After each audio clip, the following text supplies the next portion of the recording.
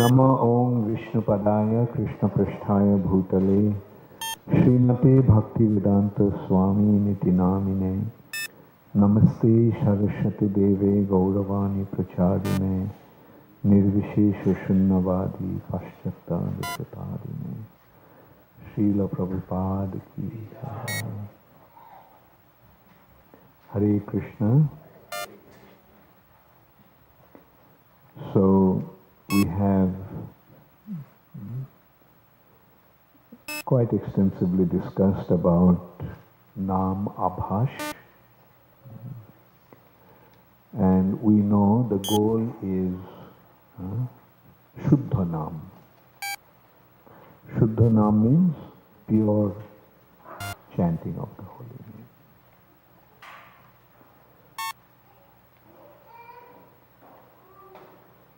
The pure chanting will take place when we become completely purified. When we become pure, we'll be able to chant the pure name. And the way to become pure is also by chanting the holy name. And when we chant the pure name, Shuddha Naam, then we'll get prem, Krishna prem. And Krishna prem is the goal of life. Prema pumartha mahan. To achieve this Krishna prem is the ultimate goal, pumartha, the ultimate goal. So we can see that the course of evolution, Darwin came up with the theory of organic evolution. But actual organic evolution is the spiritual evolution. The organic actually means living. So the pure, the real evolution is spiritual evolution. From little conscious, from almost unconscious state to Krishna conscious state. There are 4 types of living entities. 4 types of, not living entities, 4 kinds of reproduction.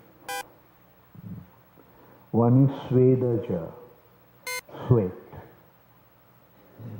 The lowest species of living entities, what are the lowest species of living entities? The microbes. The microbes, how do they reproduce? How do they get their body?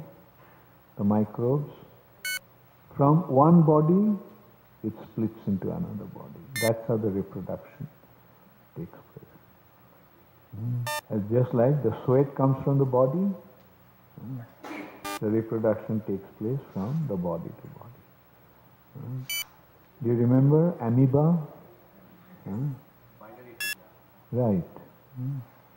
So that is the lowest form of living entity. Then Udbhija, from seeds, the trees and plants. They come from seeds. Then Andajas, Andajas from eggs. Like the reptiles and birds come from eggs. And then Jarayujas, from embryo. The animals and human beings fall in that category.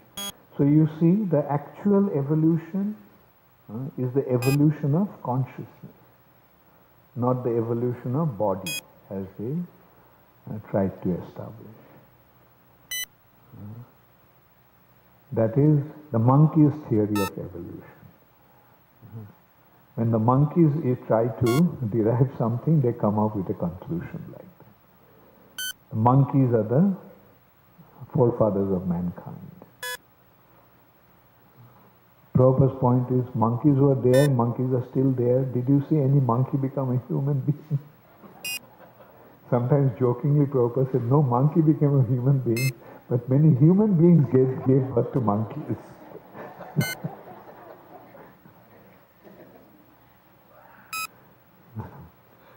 So that is the real evolution. So what is the ultimate form?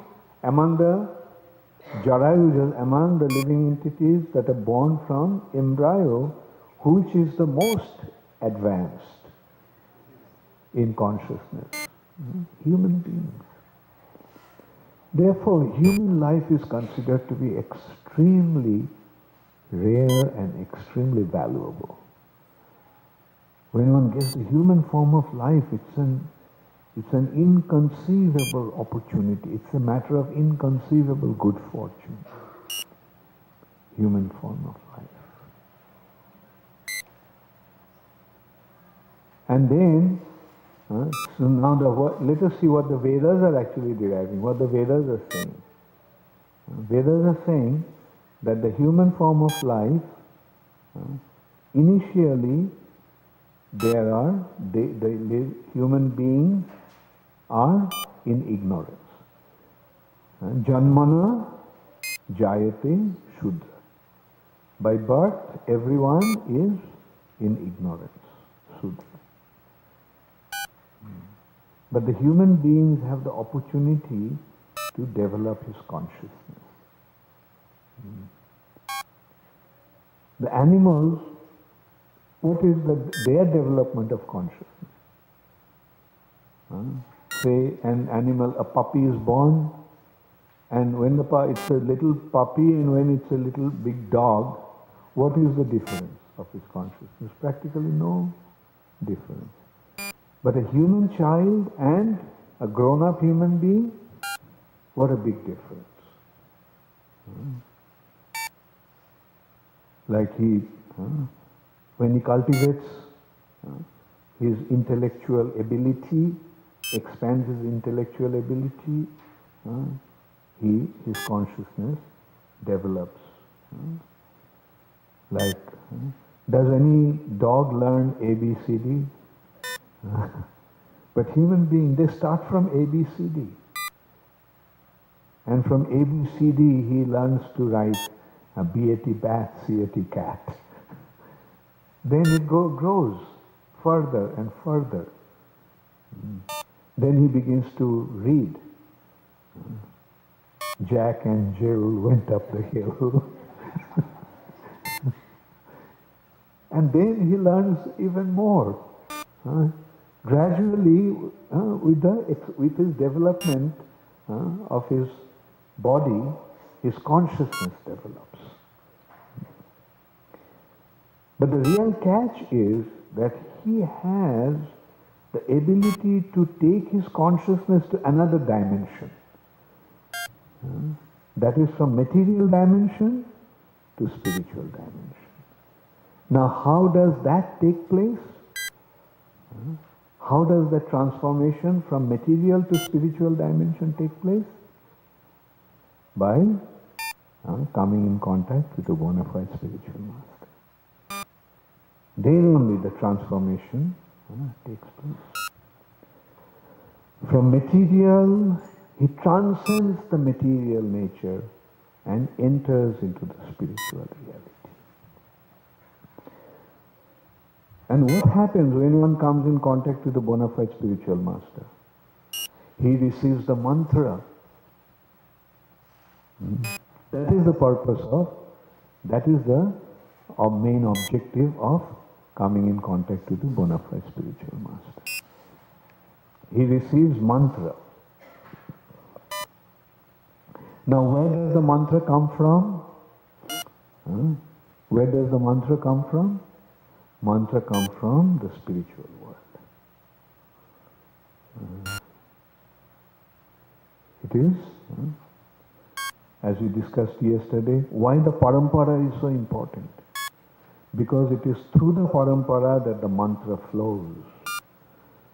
The sound that actually comes from the spiritual domain remains available to this material nature generation after generation through this process of chain of disciplic succession. And when one receives mantra and when one meditates upon the mantra and he gets the guidance from the spiritual master, he becomes aware of sambandha, abhidheya and prayojan. Then he reaches the ultimate point of prayojan. What is the prayojan? What is the ultimate need? The ultimate need is contentment of the heart. The heart becomes completely content. In the material nature, what is the condition of the heart? The heart is always disturbed, heart is always dissatisfied, heart is always agitated. In the material nature, we are running after so many things, just trying to possess things and exploit things for our sense gratification, which never really gives, which never really satisfies our heart. It just keeps on alluring us from point to point, like running after a mirage. But when we come across a bona fide spiritual master, then the heart becomes completely satisfied. Jajatma suprasidati. Atma, the soul, becomes suprasidati, prasidati. You are aware of the word prasanna. Prasanna means content. Evam prasanna manuso bhagavad bhakti yogata bhagavat tattva vijnanam mukta sangasya jayate bhiddate hridaya granthi chiddante sarva sangsaya kshiyante chasya karmani drishta eva atmanishari. So this is the process. Heart becomes completely satisfied. That is the goal of life. Now satisfaction is the preliminary stage of that goal. What is the ultimate stage? The satisfaction is not the ultimate stage. Joy is the ultimate stage. First, the heart becomes content. Then the heart becomes ecstatic. That ecstasy, anandam buddhivardhanam. So this way we can see what the holy name is giving us. Holy name is awarding us with the ultimate perfection of our existence, taking us to the ultimate point of achievement. Prema pumartha mahan. Prema, this prem, Krishna prem, is the ultimate goal of life. Or it awards the ultimate goal of life, that is Ananda. People are struggling so hard in this material nature to be happy. But do they really want to be happy? No. Happiness is a temporary state. In a suffering condition, when there is some relief, that is called happiness.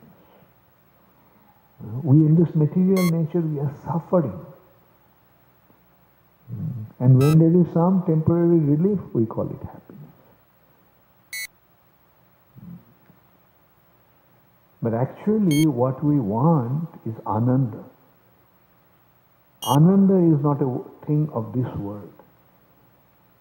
Ananda's reflection is in happiness. Okay, like let us consider this, what happiness is. You are in a dark room and you light a lamp. So it removes the darkness, but can it be a permanent removal of darkness? Only as long as the lamp will be burning, the darkness will be removed. But the moment it is extinguished, again the darkness will prevail. Now you consider, the darkness is synonymous to suffering. And temporary removal of this suffering condition is compared to the lighting of a lamp. So for the time being, the suffering condition is removed and we consider that to be happiness. Cessation of suffering. Now that is one condition. Now you consider the sun comes up in the sky. Will there be any darkness? When the sun comes up, then is there any possibility of darkness being there? No. So Krishna consciousness is something like rising of the sun. So now we are talking about, now let us consider this, the analogy. Darkness is synonymous to suffering. Light is synonymous to joy or happiness. Like opposite to darkness. So that is temporarily relieved. Temporary relief of the suffering condition. But when the sun comes up, is there any need for a lamp? Do you need a lamp to, similarly when Krishna consciousness develops, suffering condition is permanently removed. That's why that is considered to be the goal of life. Who wants to suffer? Nobody wants to suffer. So, the permanent cessation of suffering condition is the goal of life. Attantik dukkha nibritti. Dukkha means suffering, nibritti means cessation. And attantik means forever. Total removal of suffering condition. So that is what Sri Chaitanya Mahaprabhu is giving. Chaitanya Mahaprabhu's teaching has been presented in this way. Aradha Bhagavan Brajeshotana. The supreme worshipable personality of Godhead is the son of Nanda Maharaj, Krishna. Stadhama Vrindavanam. His abode is Vrindavan. Ramma Kachi Upashana Brajabadhu Vargena Jakolpita. The way the cowherd damsels, the Brajabadhus, worshipped him, that's the highest form of worship. Srimad Bhagavatam Pramanam Amalam. The proof of that statement or that teaching or that understanding is the spotless Puran Srimad Bhagavatam. Prema Pumartha Mahan. The ultimate goal of life is to receive Krishna Prema. So there, that is the understanding. Namo Mahavadannaya Krishna Prema Pradayati. He came to distribute Krishna Prema. Who is come? Who is that? Krishnaya, Krishna Chaitanya Namni. Krishna himself came to give Krishna Prema in the form of Sri Krishna Chaitanya Mahaprabhu. So now you see what is the holy name is. What is the purpose of holy name? Why Sri Chaitanya Mahaprabhu gave the holy name? So that we can become free from our suffering condition and experience that endless joy. Anandam buddhi parthanam. And for that we have to simply chant the holy name. Now as we are discussing, how should we chant the holy name? In order to chant the holy name, we have to become free from our material conditioning. That is what we have to do. And the first consideration therefore is to free ourselves from offenses. Because the offenses will not enable the name to become manifest himself as Krishna. So 10 offenses. I'm sure all of you are aware of those 10 offenses. How many of you remember those 10 offenses? Please raise your hand. What happened? Your hand didn't go up? Should I ask you? What is the 5th offense? Okay, I thought as well. I'm not asking you. Okay, what is the 4th offense? Yeah.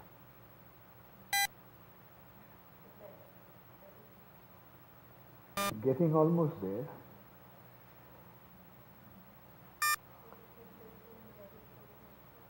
Anyway, memorize these 10 offenses. Okay, do you want to derive the benefit of chanting? A simple question. How many of you want to derive the benefit of chanting the holy name? Now, in order to derive the benefits of chanting the holy name, what do you have to do? Do you have to continue with the offenses? Committing offenses? So isn't that the first thing that you should try to get rid of? Now, in order to get rid of it, don't you have to identify what the offenses are? Therefore, isn't it important to remember these 10 offenses? Now, seriously, raise your hand. How many of you remember all 10 offenses? I'm going to ask the question. I'll put you on the spot. That's honest. That's much better. Okay, tomorrow how many of you are going to, by tomorrow how many of you are going to memorize all 10 offenses? Okay, so tomorrow if I ask you, how many hands will go up? And how many hands won't go up? Let's see how many hands are going to go up tomorrow. Your hands won't go up. Huh? Anandin? What? Yeah, be serious about spiritual life. Like, if you're not serious, then how will you make advancement? If you're not serious, how will you reach the goal? Become serious. That's why these seminars are, to remind you what is the purpose, why you have come to ISKCON, why you have accepted this process. Anyway, so please be serious, and the first consideration is remembering all 10 offenses. I won't ask you to raise hands. Tomorrow I'm going to ask you.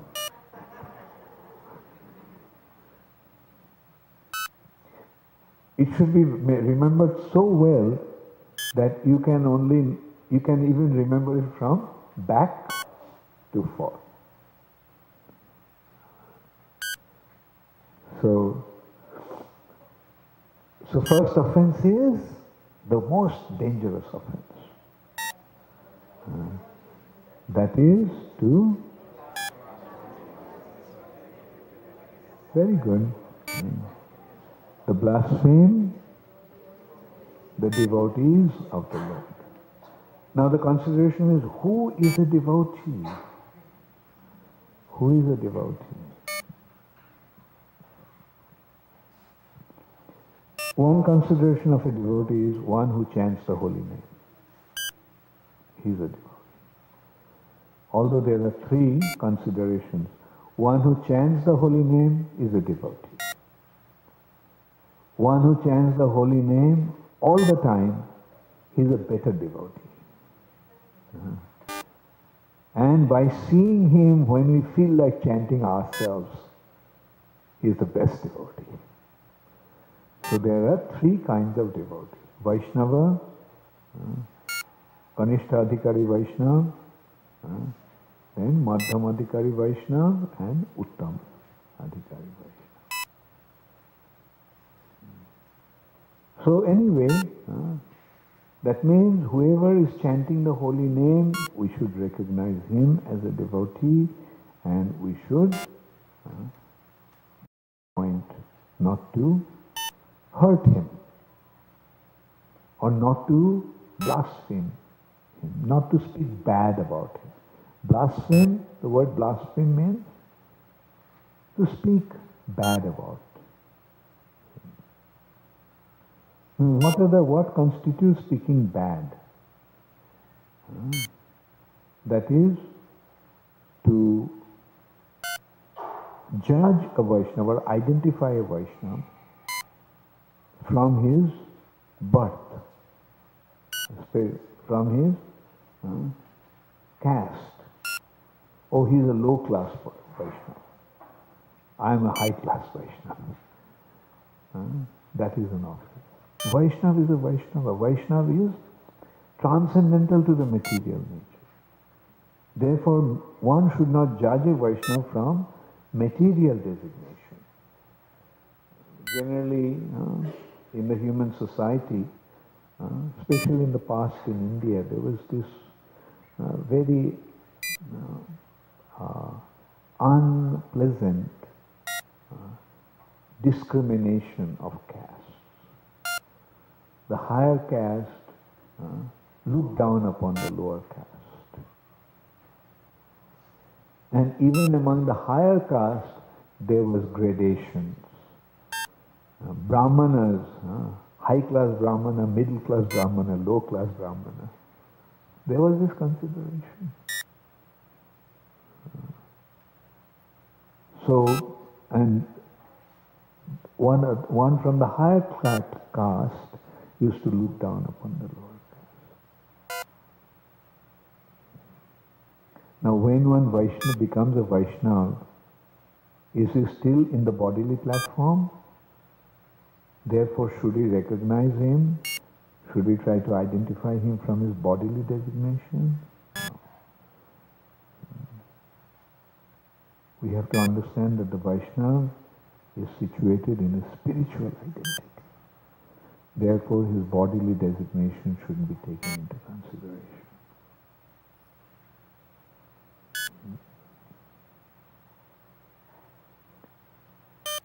So, to consider a Vaishnava or judge a Vaishnava according to his caste is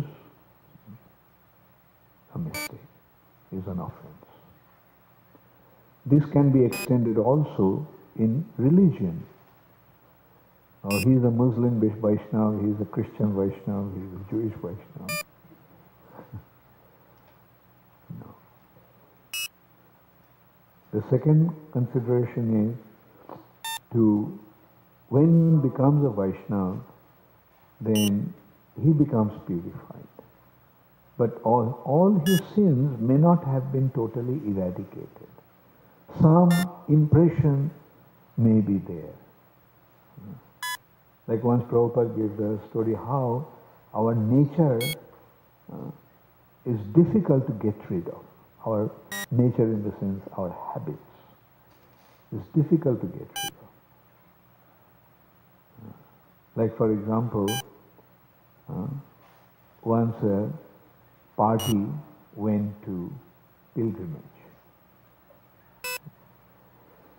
And there was a person who used to be a thief before. But he became a Vaishnava. So after he became a Vaishnava, he gave up his stealing business. But his propensity remained. So one morning, they found that their shoes are missing.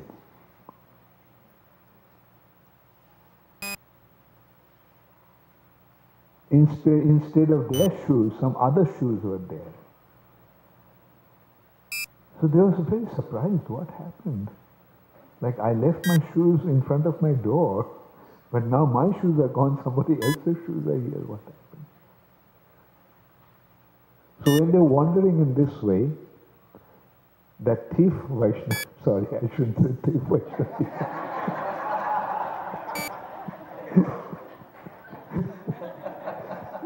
That particular Vaishnava, he admitted that, look, I used to be a thief.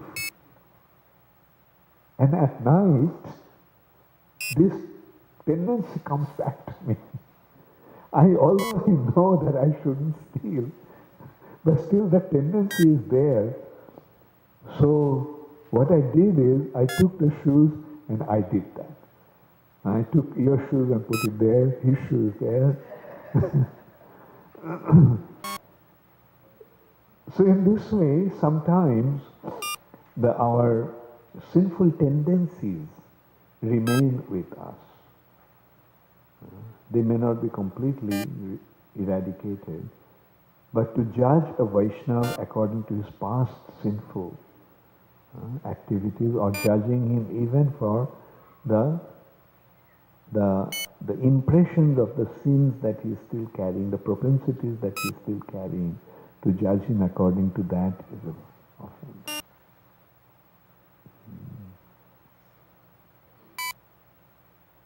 And what to speak of speaking harshly to a Vaishnava, offending a Vaishnava directly, or even to beat a Vaishnava. So these are, one should never ever do that. One may not get into this gross treatment of beating a Vaishnava, but the tendency may remain to speak bad about a Vaishnava. One should not do that. Even one should not consider the slight sinful tendencies that may be there in a Vaishnava. We should not judge him accordingly.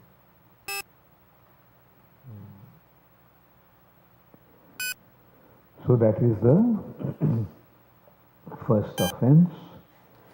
The second offense, who remembers?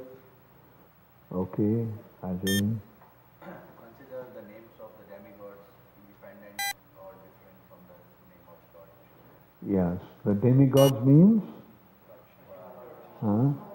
You see, demigods, this is an important thing to remember for the Hindus. Often, the Hindus think that all the gods are same.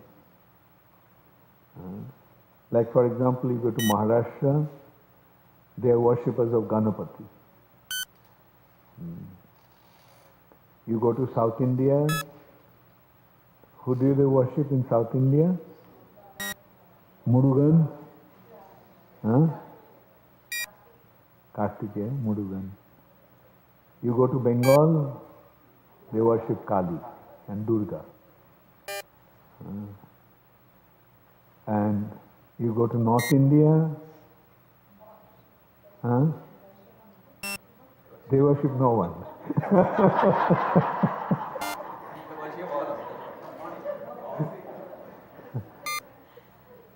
No, actually that's not true. Like in North India, they're worshippers of, yeah, that's true. Part of North India, they worship Hanuman. And that's still better. And a good part of North India also worship Vaishnav Devi.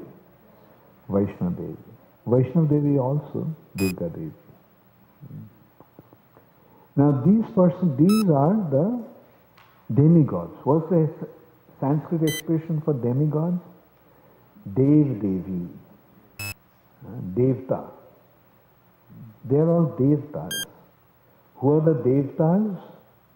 Devtas are different controllers of the affairs of the material, of the universe. In a universe,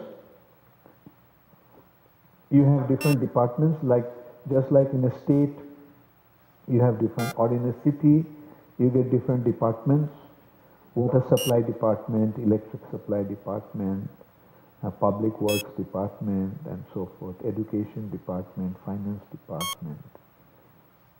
Similarly, in the universal affair also there are different departments, and There are different in charge of those departments. Like wind department, who is in charge? Pavan Dev. Water department, Varun Dev. Fire department, Agni Dev. So these are all Devtas. In an universe, these different, like as we said, Ganesh. Who is Ganesh? He gives success. Who is Kartik? He is the general of the demigods. So these are all demigods, Devtas. They are taking care of different affairs of the universe. But there are innumerable universes. And who is the creator of all those universes? Bhagavan. So this is how there is a difference between Devta and Bhagavan. So now, should we consider the Devtas are equal to Bhagavan? So that is an offense. Bhagavan is the supreme personality of Godhead. But Dev Devis are the controllers. From our point of view, they may be very, very powerful individuals, but they are not equal to the Supreme Personality of Godhead. Alright? So will you consider Durga to be equal to Krishna? Ganesh to be equal to Krishna? Kali to be equal to Krishna? No. There is no Bengali, that's why.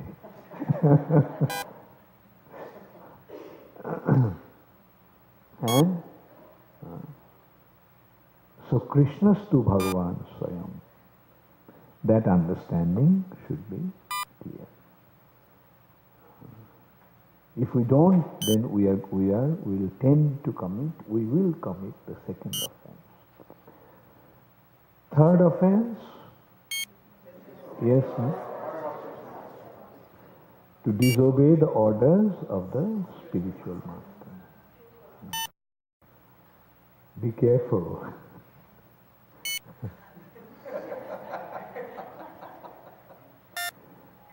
The spiritual master asked you to come 5 minutes before the class starts.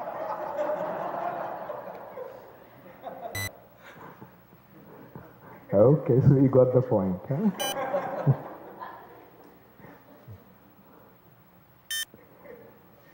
So, the point is, the spiritual master instructs to help us in our spiritual progress. His instructions are meant to help us in our spiritual progress. Now, to disobey his orders is going to cause impediment.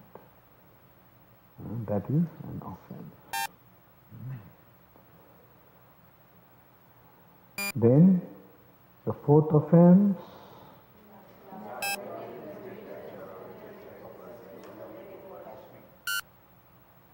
I think you all said it right. Very good. To blaspheme the Vedic literatures and literatures in pursuance to Vedic version. So Vedas and subsidiary supporting literatures are actually meant to give us the information about the spiritual reality and enable us to make spiritual advancement. Now, if we blaspheme those literatures, will that be proper? Fifth offense. Okay, raise your hands.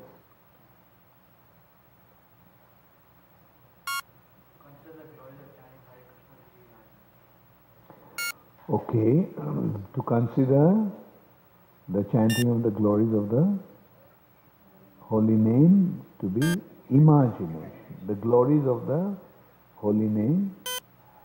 Like, what is the glory of the holy name? The glory of the holy name is, the holy name is Krishna himself.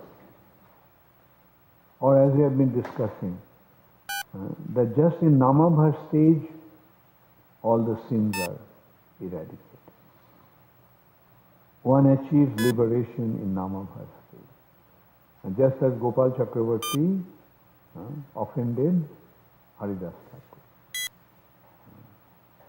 He got into an argument with Haridas. He wouldn't accept that.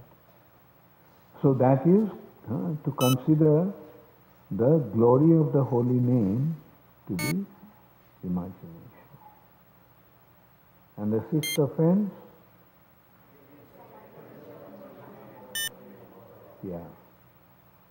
the sixth offense is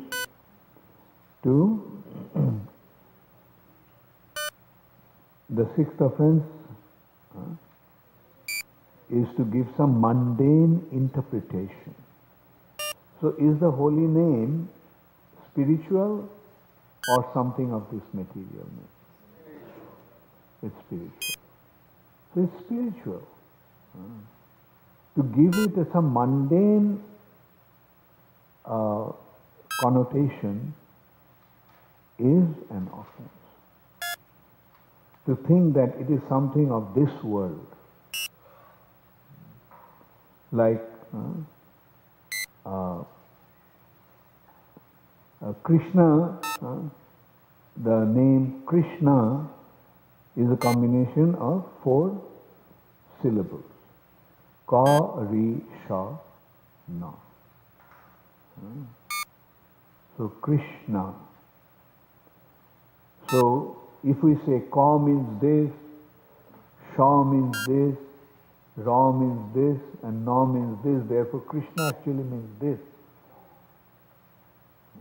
That is one example of giving a mundane interpretation, material interpretation. Krishna's name means Krishna himself, best. What's the problem? But some people, they tend to do that. Or give some mundane, mundane purpose. Mundane purpose be to be the purpose of chanting holy name. You chant holy name, you'll get a lot of punya. Punya is material. You chant the holy name, you'll be liberated. You chant holy name, you'll be very happy. You chant the holy name, your son will get a good job. You chant the holy name, your daughter will get a good husband. So these are all the mundane, giving some mundane objective to the holy name. So that should not be done.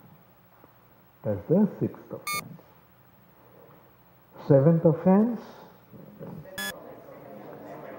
to commit sinful activities on the strength of chanting the holy name. It says that the amount of sin that one name of Krishna can remove, no one has the ability to commit that much sin. Ek Krishna name joto pap hare, kono papir saddho nai toto pap kare. See the potency of the holy name? Sins are automatically eradicated just by chanting. Now if somebody thinks, oh, nice opportunity, I'll continue to commit sins and I'll continue to chant the holy name.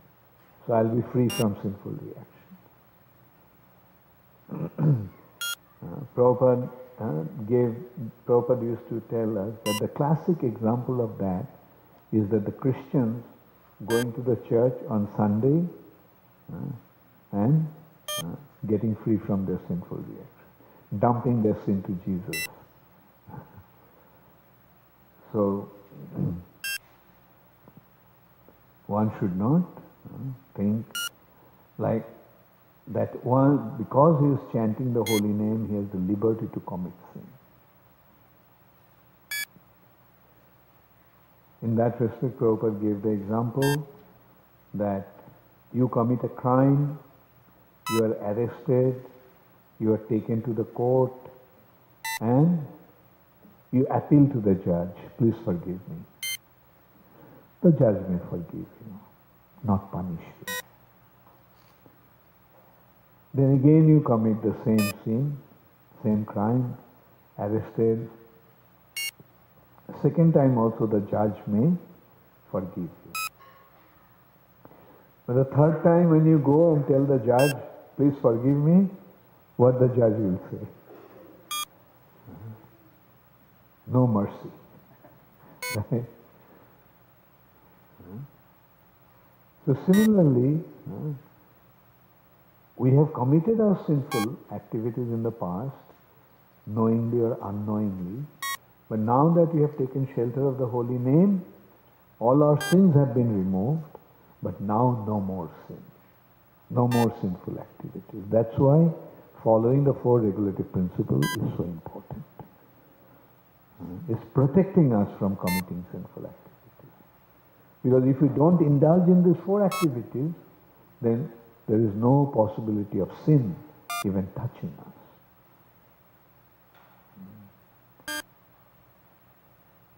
So, when we take shelter of Krishna's lotus feet, although Krishna gave the assurance, aham tvam sarva papebhyo mokshayishyami, that Krishna will do when we surrender to Krishna.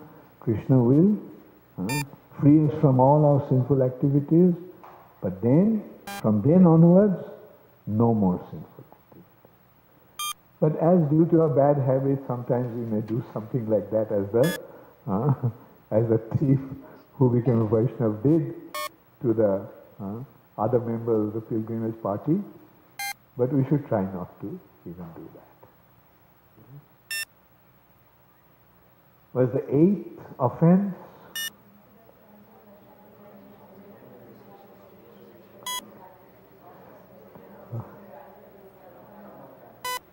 Okay, I think your voice is the loudest one. Just you say it. Yeah.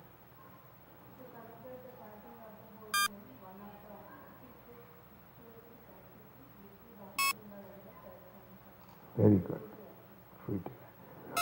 So Karmakanda section of the Vedas give us the prescription of enjoying in this material nature, which is called fruitive activity. Karmakanda, the fruitive. Like you do this, you'll get that result. You go to such and such place and offer such and such puja, and you will get this benefit. So as I was saying, son getting a good job, daughter getting a nice husband, and these are all, it's possible. There are some activities that can. The Karmakanda section of the Vedas are giving that kind of prescription. But the purpose of chanting the holy name should not be that. We should not chant the holy name to derive some material benefit. The purpose of chanting of the holy name should be simply to receive Krishna prema.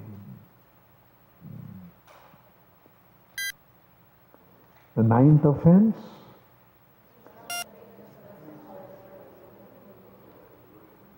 okay, Ratnaradhika, you say it.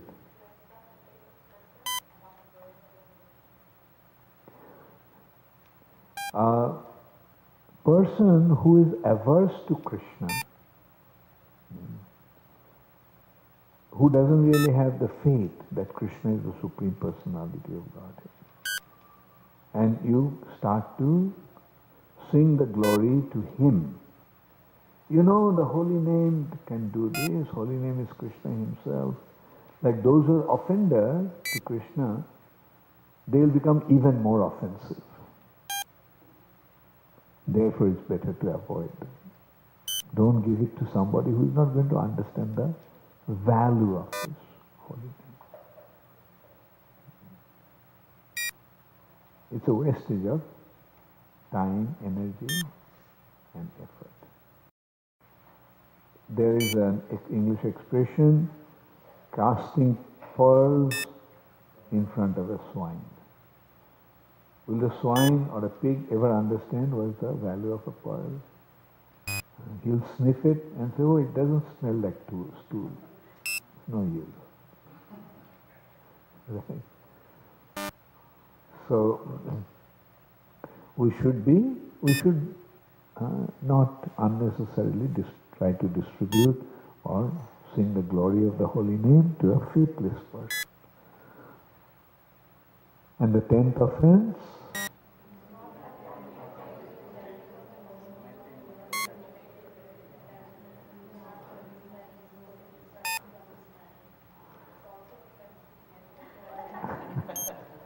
okay, Gita, you can say it.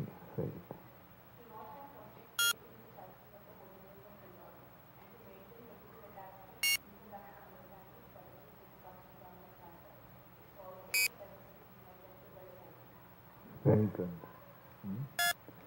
So we get quite a few points here. Tell us what's the first point. Right. Not to have complete faith. The complete faith means the holy name is Krishna. Any doubt? Full faith in that understanding? The holy name is Krishna. So not to have the faith and to maintain material attachments even after accepting this process. And another point she mentioned, to be inattentive while chanting. So, and then what is the last point? Yes, very good point. Those who want to make spiritual advancement, what they should do? They should guard against these offenses. Will it be difficult?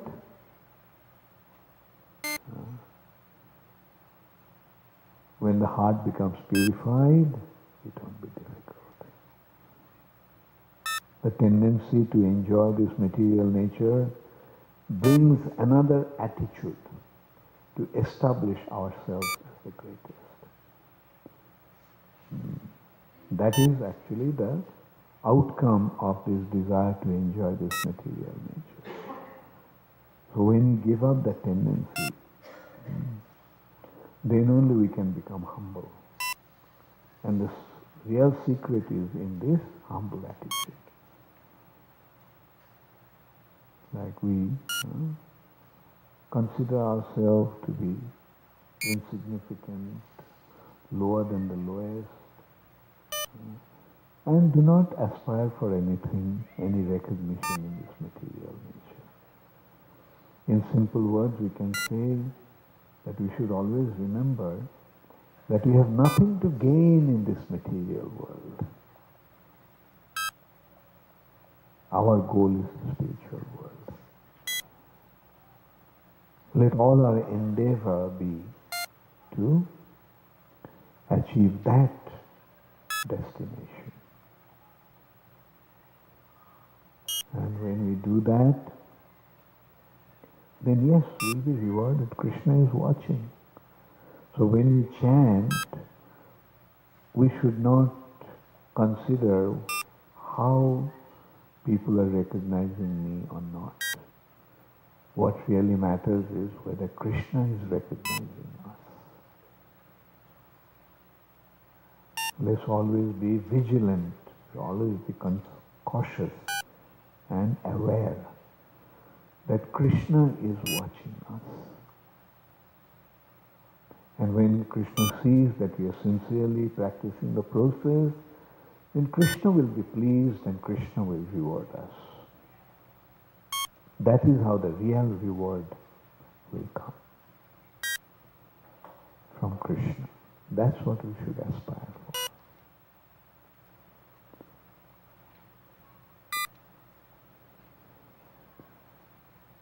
Thank you all very much. All glories to Srila Prabhupada. So I'll open up for the question, answer.